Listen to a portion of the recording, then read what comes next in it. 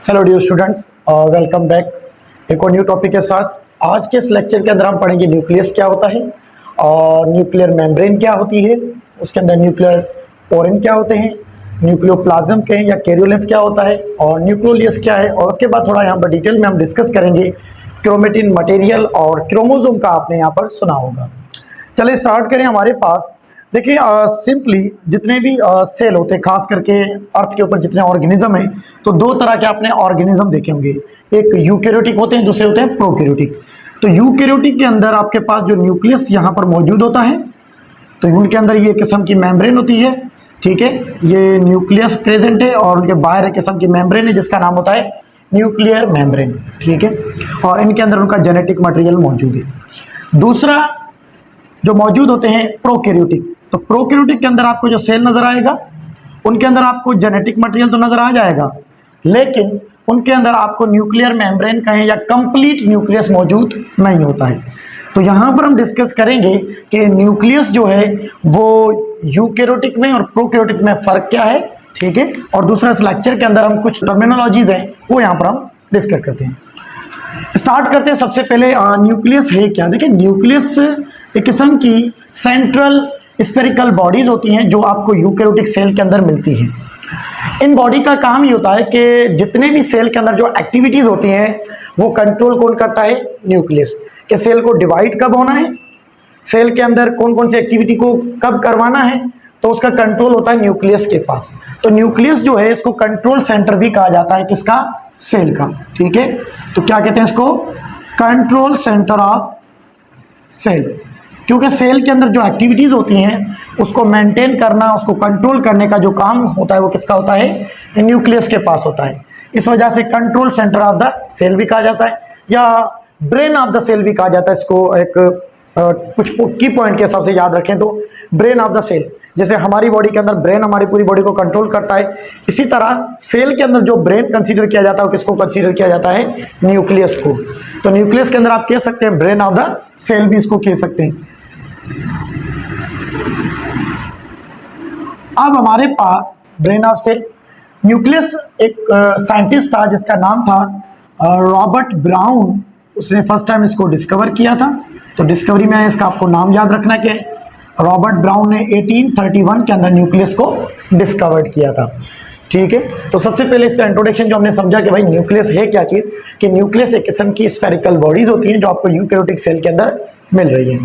तो जिनके आप कह सकते हैं कि जिनका जो काम क्या होता है कि सेल के अंदर जो एक्टिविटीज़ होती हैं, सेल के अंदर जो भी एक्टिविटीज़ है, सेल डिवीजन की हो गई, प्रोटीन सिंथेसिस हो गई, उनका काम जो होता है इस कंट्रोल सेंटर के पास होता है। इस वजह से इसको ब्रेन ऑफ सेल भी कहा जाता है। दूसरा जो न्यूक्लियस को डिस्कवर किसने किया है, रॉबर्ट ब्राउन ने किया है, 1831 के अंदर इसको डिस्कवर किया है। अब स्टार्ट करते हैं हमारे पास यहाँ से आगे लेक्चर को।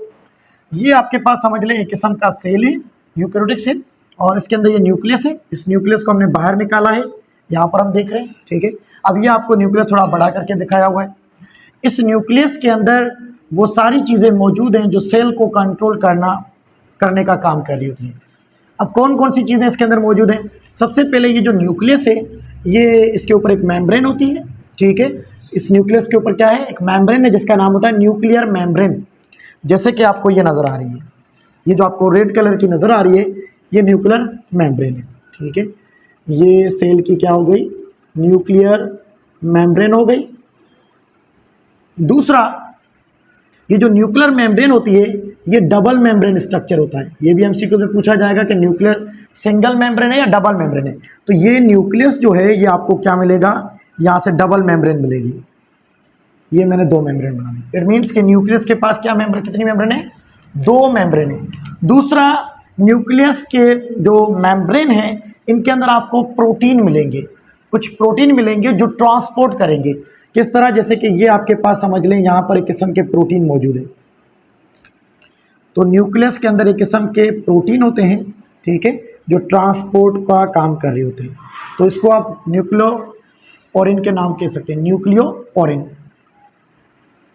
न्यूक्लियोपोरिन। तो ये न्यूक्लियोपोरिन जो है कि न्यूक्लियस की जो मेम्ब्रेन है, न्यूक्लियर की जो डबल मेम्ब्रेन है न्यूक्लियस की, उनके दरमियान में जो कह सकते हैं पोर्स होते हैं, तो उन पोर्स के अंदर प्रोटीन से बने होते हैं वो पोर्स, इस वजह से कहा जा रहा है न्यूक्लियोपोरेन। तो याद रखिएगा कि न्यूक्लियर मेम्ब्रेन जो होती है वो क्या होती है, पोरियस होती है, इनके अंदर पोर्स होते हैं। पोर्स क्या काम करते हैं, ये मटेरियल को ट्रांसपोर्ट करवाती है, ठीक है। न्यूक्लियर मेम्ब्रेन का काम क्या होता है, एक तो इनके अंदर जो न्यूक्लियोपोरेन प्रोटीन है वो ट्रांसपोर्ट में हेल्प कर रहे होते हैं, दूसरा ये न्यूक्लियस को प्रोटेक्ट करने के लिए बाउंड्री कंसीडर की जाती है, ठीक है। तो न्यूक्लियर मेम्ब्रेन एक किस्म की क्या है, न्यूक्लियस की बाउंड्री है, उसको कवर करने का काम कर रही होती है। दूसरा हमारे पास जब हम न्यूक्लियस के अंदर आते हैं तो न्यूक्लियस के अंदर आपको एक किस्म का फ्लूइड रीजन मिलेगा। ये पूरा जो है ना, जिस तरह सेल में आपने सुना था कि ये वाला जो रीजन कंसीडर किया जा रहा था, इसको नाम क्या दिया था आपने, साइटोप्लाज्म। इसी तरह न्यूक्लियर मेम्ब्रेन के जब अंदर आते हैं तो न्यूक्लियस के अंदर भी एक किस्म का प्लाज्म होता है, एक किस्म का लिक्विड होता है, उसके अंदर कुछ प्रोटीन से बनी हुई चीज़ें होती हैं, तो उसको आप नाम क्या देते हैं, न्यूक्लियोप्लाज्म का नाम देते हैं। जैसे कि मैं यहाँ लिख रहा हूँ न्यूक्लियोप्लाज्म। अब ये जो न्यूक्लियोप्लाज्म है, इस न्यूक्लियोप्लाज्म के अंदर आपको क्या मिलेगा, इसके अंदर आपको वाटर मिलेगा, ठीक है। इनके अंदर आपको डीएनए मिलेंगे, ठीक है। डीएनए के न्यूक्लियोटाइड कह सकते हैं, डीएनए बड़ा तो नहीं लेकिन डीएनए के छोटे छोटे यूनिट्स कह सकते हैं, न्यूक्लियोटाइड जो डीएनए बनाएंगे, ठीक है, न्यूक्लियोटाइड कह सकते हैं, मोनोन्यूक्लियोटाइड डीएनए के जो है वो मिलेंगे। उसके अलावा इसके अंदर आपको कुछ आयंस मिलेंगे, उसके अलावा इसके अंदर आरएनए आपको मिलेगा, ठीक है, और कुछ और इसके अंदर साल्टी या मेटल आयंस कह सकते हैं वो यहाँ पर प्रेजेंट होते हैं। तो ये प्लाज्म के अंदर आपको फ्लूइड लाइक रीजन है। सेल के साइटोप्लाज्म से न्यूक्लियोप्लाज्म मुख्तलिफ होता है, ठीक है। तो यहाँ वाले रीजन के अंदर आपको वाटर मिलेगा, क्रोमोसोम मिलेंगे, ठीक है, डीएनए वगैरह जो है उनके छोटे छोटे डीएनए को बनाने के लिए वो चीज़ें मिलेंगी, आयंस मिलेंगे, साल्ट मिलेंगे, आरएनए मिलेंगे, और प्लस यहाँ पर कुछ एंजाइम्स भी प्रेजेंट होंगे जो रिएक्शंस या नया डीएनए बनाने के अंदर हेल्प करेंगे। अब हमारे पास ये जो न्यूक्लियोप्लाज्म है, इस न्यूक्लियोप्लाज्म के अंदर इसको हम एक और नाम देते हैं, कहते हैं कैरियोलिम्फ। वर्ड याद रखिएगा, न्यूक्लियस के लिए एक टर्म यूज किया जाता है कैरियो, क्या यूज करते हैं हम, कैरियो वर्ड यूज किया जाता है। तो कैरियो वर्ड यूज किया जाता है न्यूक्लियस के लिए। तो लिम्फ कहते हैं फ्लूइड को, तो कैरियोलिम्फ का मतलब है कि न्यूक्लियस के अंदर जो फ्लूइड है या प्लाज्मा है उसको कैरियोलिम्फ का भी नाम दे रहे होते हैं। और न्यूक्लियस की जो स्टडी है उसको क्या कहेंगे हम, कैरियोलॉजी का नाम देंगे। तो ये याद रखिएगा, न्यूक्लियस की स्टडी को क्या कहेंगे, कैरियोलॉजी का नाम देते हैं। अब हमारे पास न्यूक्लियर मेम्ब्रेन, न्यूक्लियोप्लाज्म, कैरियोलिम्फ समझने के बाद एक और नीचे आपको नजर आ रहा है न्यूक्लियोलियस। अब ये जो न्यूक्लियस है, इस न्यूक्लियस के अंदर एक किस्म की स्फेरिकल बॉडीज प्रेजेंट होती है, एक किस्म की अलग स्फेरिकल बॉडीज है, जैसे कि यहाँ पर ही आपको नजर आ रही है, ठीक है।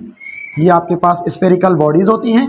इन बॉडीज का जो नाम होता है उनको हम नाम क्या देते हैं, न्यूक्लियोलियस का नाम देते हैं। क्या कहेंगे इसको, न्यूक्लियोलियस का नाम देते हैं। तो न्यूक्लियोलियस न्यूक्लियस के अंदर होता है। इसको न्यूक्लियोलियस क्यों कहा जा रहा है, क्योंकि ये न्यूक्लियस के अंदर भी है, और दूसरा ये न्यूक्लियोलियस जो है ये काम क्या करता है, ये सेल के अंदर जो प्रोटीन बनाने वाली जो फैक्ट्रीज हैं जिनका नाम होता है राइबोसोम्स, ठीक है। तो राइबोसोम जो बनाया जाता है वो कौन बनाता है, ये न्यूक्लियोलियस बनाता है, ठीक है। तो न्यूक्लियोलियस का काम क्या होता है, राइबोसोम को सिंथेसिस करना। राइबोसोम को बनाने का काम कौन करेगा, न्यूक्लियोलियस। तो राइबोसोम की सिंथेसिस के लिए सेल के अंदर, और सेल के अंदर जो न्यूक्लियस उनके अंदर स्फेरिकल बॉडीज होती हैं जिसको नाम दिया जा रहा है न्यूक्लियोलियस, और ये राइबोसोम सिंथेसिस करते हैं। और राइबोसोम फिर वो जाते हैं कहाँ पर हैं, ट्रांसपोर्ट हो जाते हैं कहाँ पर, सेल के साइटोप्लाज्म में जाते हैं, और वहाँ पर जाकर वो क्या बनाते हैं, प्रोटीन सिंथेसिस का काम करते हैं राइबोसोम्स। और ये न्यूक्लियोलियस खुद किसके बने होते हैं, खास करके ये खुद आरएनए के बने हुए होते हैं, ठीक है, ये आपको याद रखना है। दूसरा, ये हर सेल के न्यूक्लियस में एक होंगे या एक से ज़्यादा भी हो सकते हैं, ठीक है, मोर देन वन भी प्रेजेंट होते हैं, कुछ ऐसे सेल्स हैं। तो ये हो गया आपके पास न्यूक्लियोलियस भी हमने समझ लिया। अब आ जाएं, इसके अंदर काम की चीज़ जो है वो इसका है, सेल के अंदर जो कंट्रोल करने वाला जो काम है उसको नाम देते हैं क्रोमेटिन मटेरियल। अब ये न्यूक्लियस के अंदर एक किस्म के धागे प्रेजेंट होते हैं, क्या होते हैं, एक किस्म के छोटे छोटे धागे, समझ लें। मैं अब इसको मिटा रहा हूं। अब ये आपके पास ये जो जगह है खाली, इस जगह के अंदर आपको छोटे छोटे स्ट्रक्चर मिलेंगे। छोटे छोटे स्ट्रक्चर का मतलब है एक किस्म के धागे मिलेंगे, ठीक है। वो धागे आपको कुछ इस तरह से मिलेंगे। और हर जानदार के अंदर जो न्यूक्लियस है उनके अंदर ये जो धागे होते हैं वो वेरी करते हैं। इनका मैं आगे थोड़ा डिस्कस करता हूँ। इन धागों को यहाँ पर ये पूरे न्यूक्लियस के अंदर फैले हुए होते हैं। इन धागों का नाम होता है क्रोमेटिन मटेरियल का नाम देते हैं। क्या कहते हैं इनको हम? क्रोमेटिन मटेरियल का नाम देते हैं। क्रोमेटिन मटेरियल या क्रोमेटिन नेटवर्क का भी हम इसको नाम दे रहे होते हैं, ठीक है। अब ये जो असल चीज़, ये क्रोमेटिन मटेरियल जो है, ये सेल का कंट्रोल जो काम है वो पूरा ये क्रोमेटिन मटेरियल करेंगे। अब ये क्रोमेटिन मटेरियल जो है ये एक किस्म के खुले धागे हैं। किस तरह? ये जो आपको नज़र आ रहे हैं। लेकिन ये धागे जब खुद को कॉइल करते हैं, ये धागे जब खुद को, पहले समझ लें इस तरह से पड़े हुए हैं, लेकिन खुद को कॉइल करेंगे तो उसके बाद ये ऐसा स्ट्रक्चर बनाते हैं। और इसका नाम क्या होता है?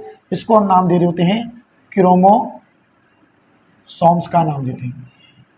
अब आपको मैं समझाता हूँ डिफरेंस के क्रोमेटिन मटेरियल में और क्रोमोसोम में क्या फ़र्क है। At the time of cell division, जब सेल डिवीजन होगी, मतलब सेल खुद को प्रिपेयर कर चुका है कि अब मुझे डिवाइड होना है, उस वक्त ये जो धागे हैं, ये जो धागे थोड़े लंबे होते हैं, उस वक्त ये धागे खुद को क्या करते हैं? कॉइल कर लेते हैं। पहले ये जो धागे आपको नज़र आएंगे कुछ इस तरह से नज़र आएंगे, ठीक है। ये धागे कुछ इस तरह से नज़र आएंगे। इनको मैंने सिर्फ एक धागे को यहाँ पर निकाला है। ये धागे आपको कुछ इस तरह से नजर आएंगे। अब आप इसको क्रोमेटिन नेटवर्क कह सकते हैं, क्रोमेटिन मटेरियल है एक। ये धागा खुद को क्या करेगा? कॉइल करेगा इस तरह से। कॉइल करने के प्रोसेस को कहते हैं कंडेंसेशन।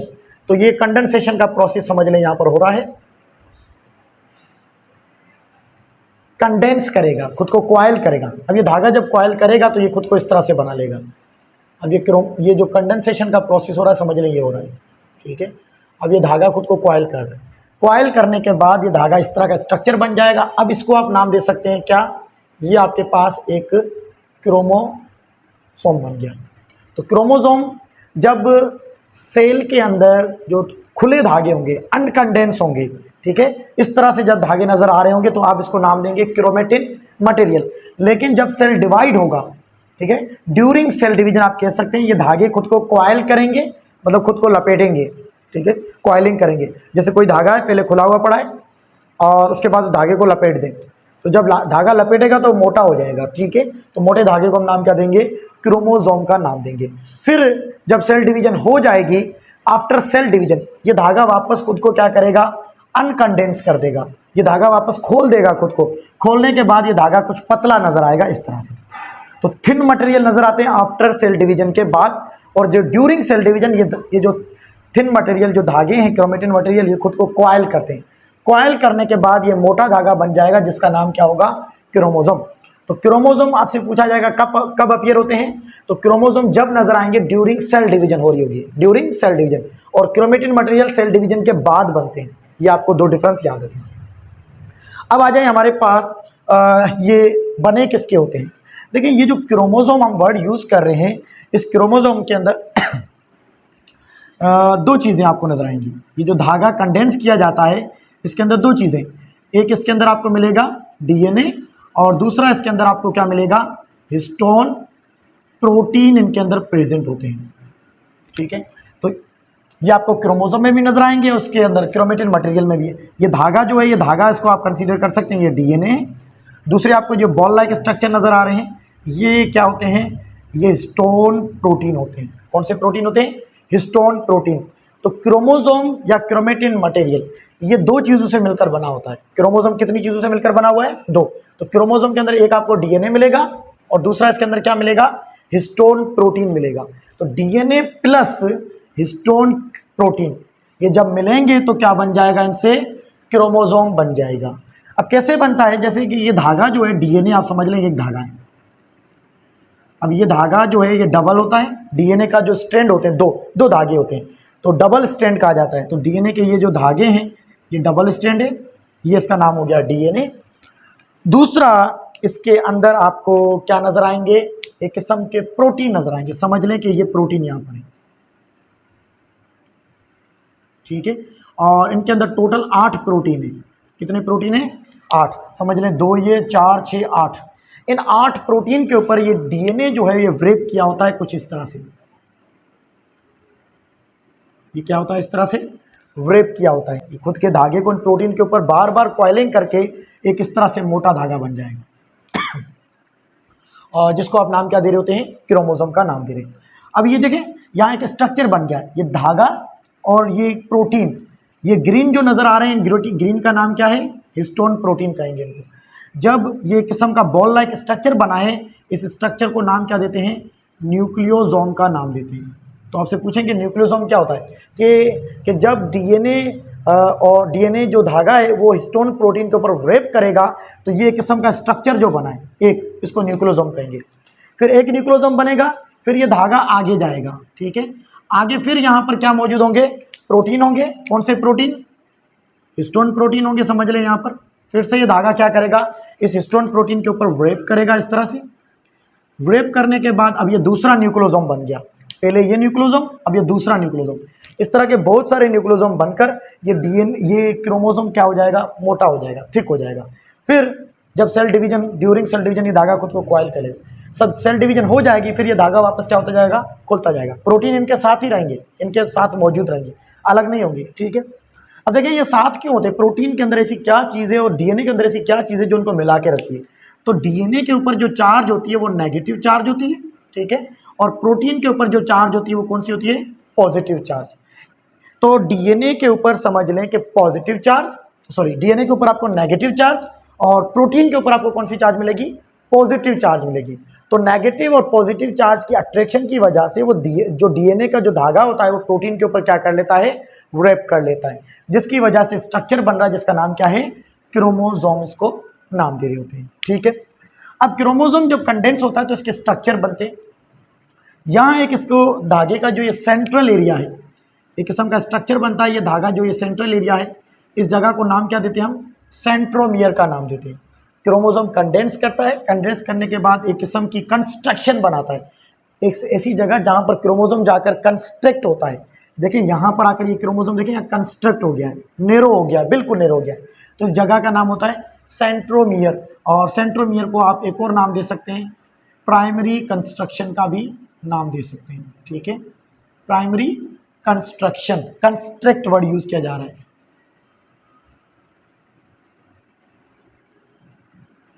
प्राइमरी कंस्ट्रक्शन का इसको नाम देंगे। दूसरा, ये जो क्रोमोसोम के अंदर आपको जो ये नजर आ रही है, ये क्रोमोसोम की क्या होती है, ये क्रोमोसोम की आर्म होती है।